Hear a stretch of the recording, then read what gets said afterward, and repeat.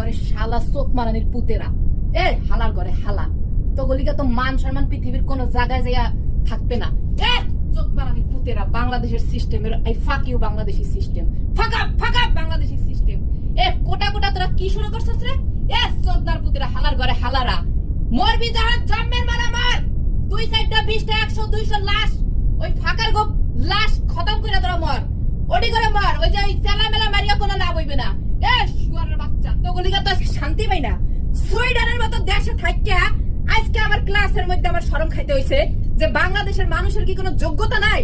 কোটা 56% কেন থাকবে? কোটা নিয়ে কেন মানুষের চাকরি করতে হইবে? যারা পড়ালেখা কইরা মেধাবী স্টুডেন্ট আছে, ছাত্রছাত্রীরা আছে, যারা মেধার যোগ্যতায় চাকরি পাবে না, তা করে বালের সিস্টেম কোটা করিয়া থুইছাও তোমরা। কোটা আমরা মানি না। যে যেই চাকরি পাবে, যে যেই